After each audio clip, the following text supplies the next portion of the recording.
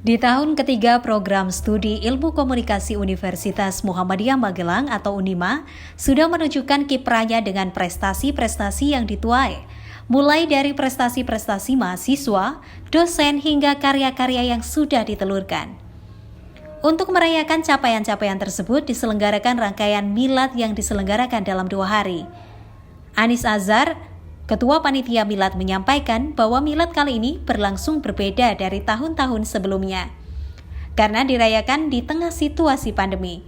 Pada hari pertama diselenggarakan untuk mengapresiasi karya-karya dan prestasi mahasiswa yang dikemas dalam sharing mahasiswa berprestasi di Ilkom Unima dan bedah buku karya mahasiswa Ilkom.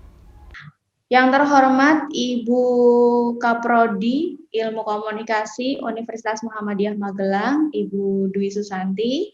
Yang saya hormati rekan-rekan dosen Ilmu Komunikasi Unima. Yang saya hormati juga pembicara pada hari ini yaitu Mas Ai.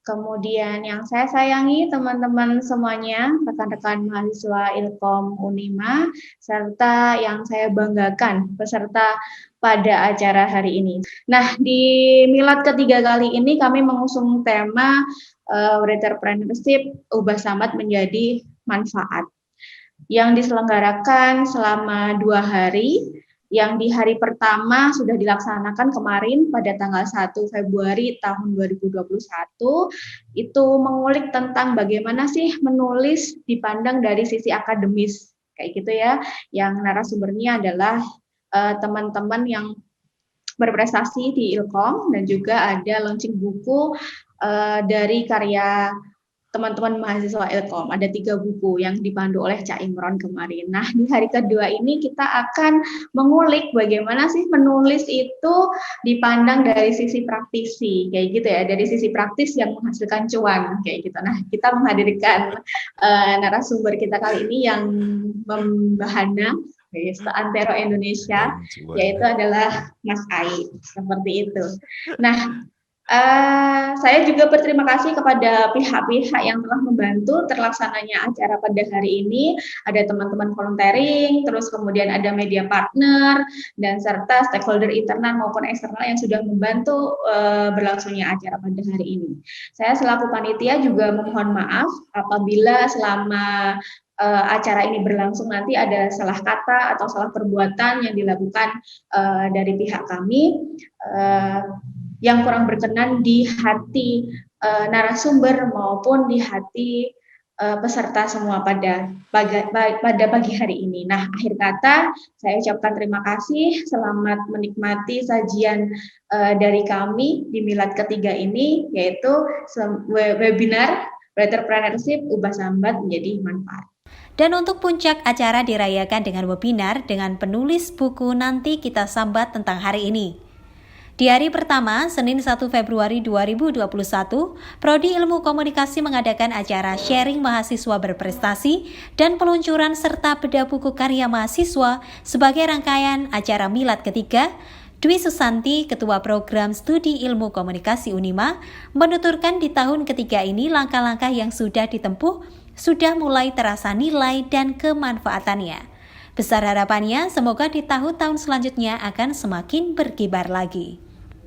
Sedikit mengutip dari penjelasan Bu Anis tadi, betul ini adalah perayaan milad ilmu komunikasi yang ketiga, jadi usia kami ini baru 3 tahun. Mahasiswa terbesar ini sekarang sudah OTW semester 6 kalau kata anak-anak, dan alhamdulillah sudah di tahun ketiga ini kita bisa mengadakan sebuah agenda rutin perayaan milad yang tahun ini sedikit berbeda karena 2 tahun sebelumnya kita merayakan secara offline, tapi tahun ini sedikit agak berbeda karena ya tentu saja kita sama-sama sekarang berada di masa pandemi, tapi saya yakin masa pandemi ini tidak menyurutkan semangat kita untuk tetap kreatif, untuk produktif. Begitu pula dengan Profesor Dr. Purwati, Dekan Fakultas Psikologi dan Humaniora, juga menegaskan dalam sambutannya bahwa dengan kerja keras bersama, pembenahan dan pengembangan internal harus selalu dilakukan. harus memiliki warna dan karakter sendiri meskipun prodi ilmu komunikasi masih berusia sangat muda. Selain itu, Anissa Zafira peraih prestasi juara 1 tingkat nasional Public Services Advertisement berbasis radio menambahkan bahwa informasi lomba pasti diberitahu oleh prodi dan biasanya diberi dorongan dan dukungan oleh dosen-dosen. Jika dapat juara, bisa menambah semangat untuk meraih juara-juara yang lain.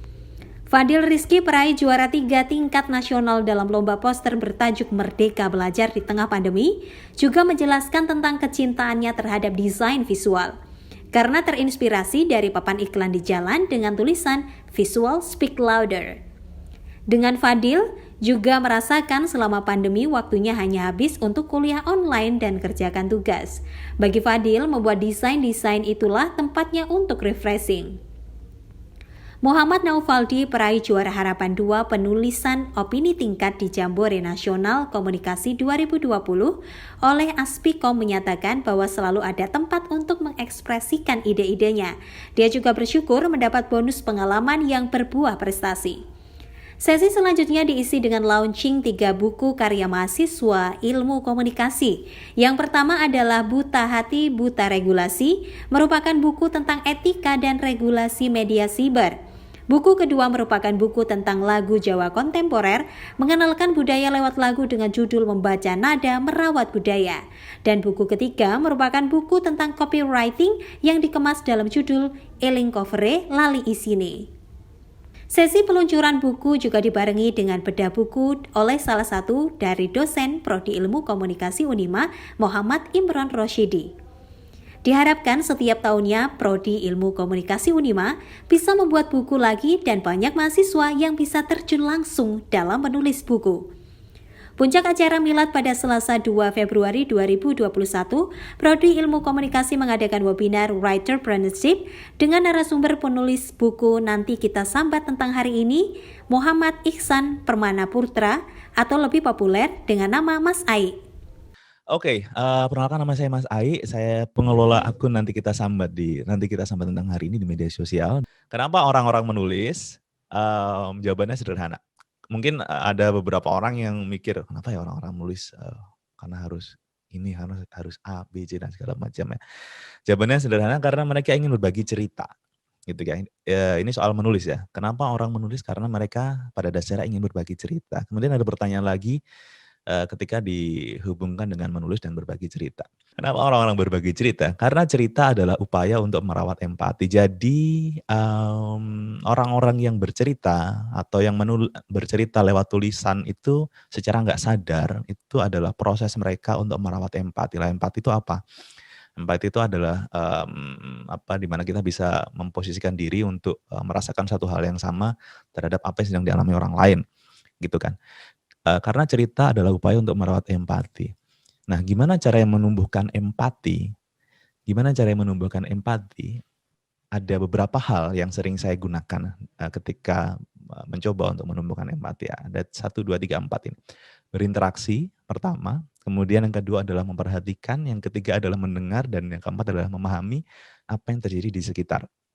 Jadi kalau tadi di awal aku bilang adalah, aku tanya kenapa orang-orang menulis, rangkaiannya adalah karena dia ingin berbagi cerita. Dia ingin berbagi cerita karena apa? Karena itu adalah upaya dia untuk merawat empati. Dan gimana cara menumbuhkan empati? Itulah berinteraksi, memperhatikan, mendengar, dan memahami apa yang terjadi di sekitar.